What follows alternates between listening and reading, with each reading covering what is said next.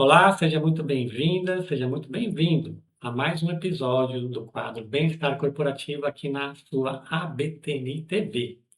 E hoje eu vou começar com uma provocação para você, profissional das integrativas, você terapeuta. Vou te fazer uma pergunta e eu quero que você responda com toda honestidade. Quem aqui entrou para a área das terapias porque queria ser um lobo, um caçador agressivo, que persegue o cliente, usa gatilhos mentais de escassez, que força a venda? Aquele profissional que procura a qualquer custo lotar sua agenda, a mostrar o seu serviço. Bom, eu tenho certeza absoluta que ninguém. Vocês escolheram esta profissão para curar, acolher e transformar vidas. Esse é o propósito das práticas integrativas. Então, se você às vezes assume um perfil de ser um lobo, você mesmo se sente fora do teu papel, né? Isso também não atrai, isso não gera atratividade para o teu negócio. Todo negócio depende de vendas, depende de resultados, mas existe uma outra forma.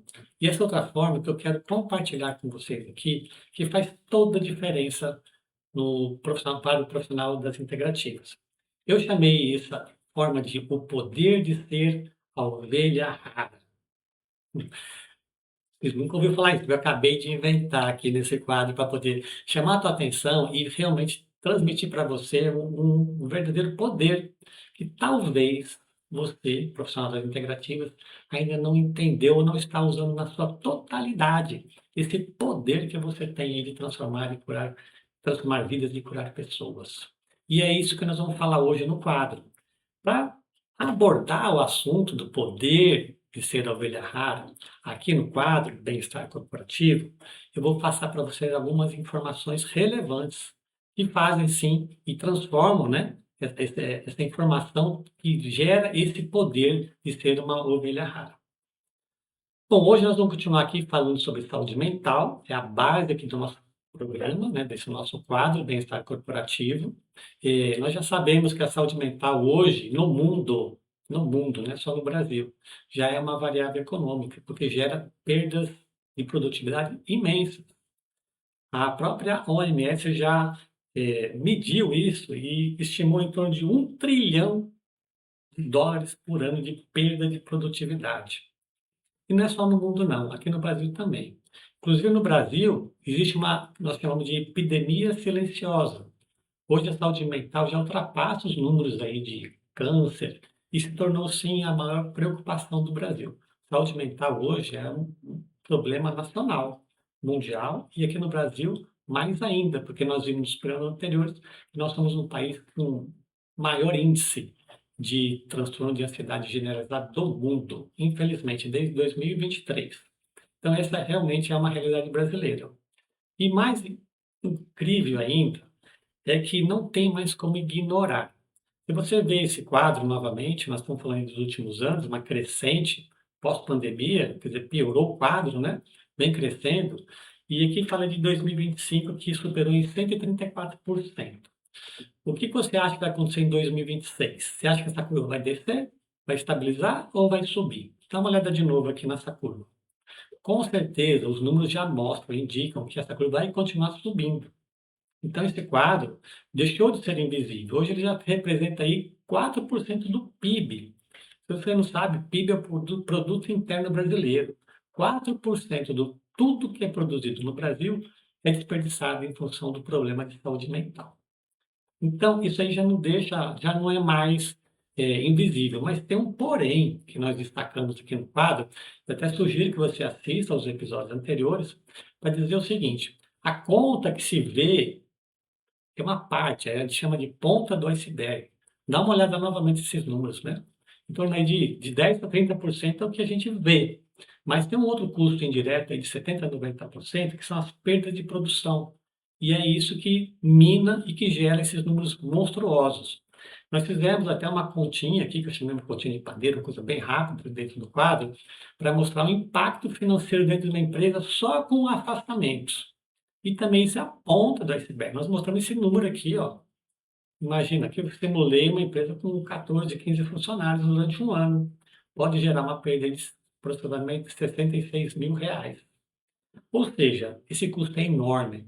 além de ser enorme, ele já está passando da empresa para a conta pública. Se você olhar aqui hoje, pelos casos que foram para Previdência, né, beneficiários, em 2025, esse número já superou 1 bilhão de indenizações. Ou seja, esse prejuízo passou além da empresa, também já está indo para o bolso público, então a conta pública. Então, tem que ser feito alguma coisa, né? Esse problema já não é invisível e agora a pergunta realmente é outra. Se os impactos já aparecem, né, em afastamentos, custos, perda de confiança, como é que a gente pode gerenciar? Como é que a gente faz, identifica e gerencia esses problemas no trabalho? E aí que a gente entra no assunto específico da NR1. Hoje eu vou dar uma panorâmica da NR1, para a gente poder justamente subsidiar aquela minha pergunta inicial para você, terapeuta, mas eu sei que aqui no quadro tem outros profissionais e você também é empresário. É muito importante você ver esses dados e também como implementar isso no seu negócio, na sua empresa. Porque a NR1 transforma realmente esses alertas em governança. O que você tem que ser feito na empresa, né? Existe sim uma forma legal, reconhecida de como fazer essa gestão, que eu digo assim, a gestão desses riscos dentro da empresa. Como é que uma empresa, então, identifica riscos, prioriza, acompanha riscos psicossociais? Então, para responder isso, e tem que ter um método, um critério. Isso foi tudo legalizado através da NR1. E eu vou dizer para vocês aqui 2 outros sopinha de letra aqui, sopinha de letra, que é o GRO e o PGR. GRE, na verdade, é um gerenciamento, né, de riscos operacionais, onde você faz todo esse levantamento, essas identificações, e o PGR que está ali, que é um programa de gerenciamento de risco, vai materializar esse gerenciamento. Então, são 2 documentos oficiais que a empresa é hoje obrigada a desenvolver, criar, implantar e manter ele ativo na empresa, porque é através desses documentos que é feito todo o processo de fiscalização, de auditoria do governo através do Ministério do Trabalho e Emprego. Ou seja, como é que a empresa está aplicando a NR1 na sua empresa, com seus colaboradores, né? Então, isso é a parte legal, isso é obrigação. Desde o ano passado, entrou numa fase aí de teste, né? Mas a partir desse ano, de 2026, é obrigação da empresa manter esses 2 documentos alinhados, ativos e sendo desenvolvido na empresa. Porém, a realidade hoje mostra uma coisa um pouco diferente. Se você olhar aqui, eu vou ler para vocês aqui, ó. Existe todo um processo, né? Então, vou dizer assim, qual que é o caminho que você tem que percorrer dentro de uma empresa para fazer todos esses registros, esses mapeamentos? Você tem que fazer as identificações de perigos, avaliar riscos, controlar riscos, inventários. Aí entra o tal do plano de ação. Então, aqui eu quero deixar um alerta para você, terapeuta, profissional integrativos. Plano de ação. Guarda aí, que nós vamos falar um pouco mais sobre isso, para falar sobre o poder da ovelha rara, tá? E aí, feito todo esse plano de ação, feitos os registros e as evidências. Essa é uma linha, tá? É um percurso obrigatório que as empresas têm que eh, desenvolver e depois demonstrar. O fato, na real, é o seguinte: a metodologia ela pode até variar, mas a consistência não, porque a NR1 ela não impõe um instrumento único. Isso que é bem importante deixar claro, tá? Ela exige sim identificação, avaliação e integração, tudo isso dentro de um processo de um plano de ação. Porém, o diagnóstico, tudo que é feito, e é o que mais a gente vê nas empresas, né? Você até vê hoje na internet muita gente falando sobre NR1. Ah, você pode até comprar lá uma planilha, um mapeamento, fazer tudo muito bonito, mas tem que manter isso ativo e dando resultados. Então, o diagnóstico só gera valor quando muda o trabalho. Ou seja, é dentro do plano de ação efetivo que você começa a ter resultados. Porque, como está falando aqui, ó, um resultado de autoestresse precisa ser converter em ações dentro desse plano e estar vinculado com aqueles documentos legais. Então, a gestão de risco operacional, esse PGR, que é o Plano de Gerenciamento de Risco, não termina só com a entrega do documento. ele tem que permanecer ativo dentro da gestão. Ou seja, o que eu sempre falo, né? A NR é um teste de coerência entre o discurso e a realidade. O discurso é de cuidar e a prática contínua dentro da empresa, da prática cotidiana. E aqui está uma grande chave para o nosso processo aqui dentro do quadro.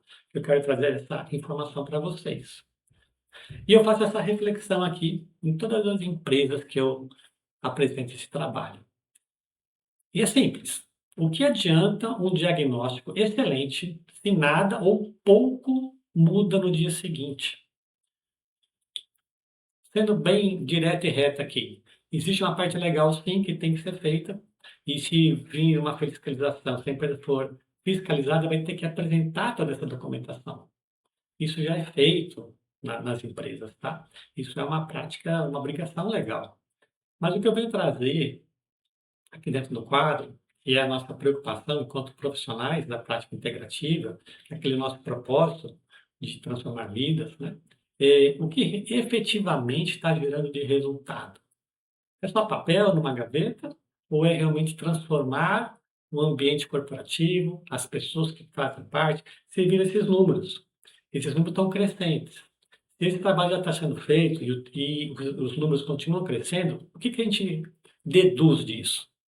Que está sendo feito um trabalho burocrático com pouca resolutividade. E nós que trabalhamos nas práticas integrativas, nós trabalhamos com resultados, com transformação. Então, aqui, ó, de que adianta um diagnóstico excelente se nada ou pouco muda no dia seguinte? Bom, o que eu falei também no episódio anterior, e a gente entende que seria um caminho viável, por que que as PICs ainda não estão nas empresas, né? A gente viu já, tem no quadro anterior, você pode ver que nós defendemos essa tese e até entendemos o porquê do que ela não está em evidência, né? Mas ela pode sim integrar um conjunto de soluções dentro desse plano de ação. O que eu quero dizer também, e deixar bem claro, que o profissional das integrativas não vai fazer esse trabalho burocrático, porque nem é o nosso papel. Nós não temos expertise, experiência nessa área. Mas nós podemos sim atuar em conjunto, em integração e complementar. Por isso que eu falo que a prática integrativa, ela integra, ela não substitui. Nós sabemos o nosso papel dentro da prática integrativa também, né? Então, ela não vai substituir nenhum outro profissional, nenhuma outra prática. Nós vamos complementar isso, pensando justamente em trazer resultados. Levantar o diagnóstico, participar do diagnóstico, mas trazer resultados práticos, resolutividade nas empresas. O que nós precisamos fazer é transformar o nosso trabalho em resultado mensurável. Como é que você mede isso nas empresas, no clima organizacional, nos resultados? Nós estamos vendo os números. Nós fizemos essa simulação de uma situação numa empresa, gerando custos financeiros em função dos afastamentos, né? Então, esse é o nosso papel aqui nas práticas integrativas. Bom, agora eu quero falar para você, hum, eu quero agora compartilhar, na verdade, com você uma proposta, que é justamente o empoderamento, que eu chamei do poder de ser a ovelha rara. Então, agora eu vou dar a resposta daquela primeira pergunta que nós fizemos logo no início desse episódio, né? Então, você quer ser um terapeuta lobo? Não, porque esse não é o nosso propósito, certo? Então, qual que é o poder aqui, ó? Qual que é o poder de ser uma ovelha rara? O poder de ser ovelha rara, o segredo não é aprender a caçar, é aprender a ser desejado. É aprender a ser desejado. O verdadeiro poder está em inverter o jogo, deixar de ser o lobo que persegue e se tornar a ovelha mais rara e valiosa do mercado. Vocês entenderam a proposta aqui?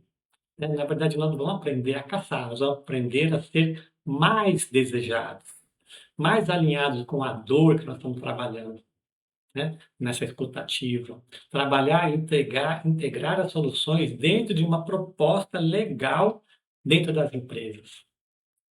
Esse é o papel das práticas integrativas quando você entra no mundo corporativo. Eu digo que nós estamos vendo um oceano azul para quem é das práticas integrativas.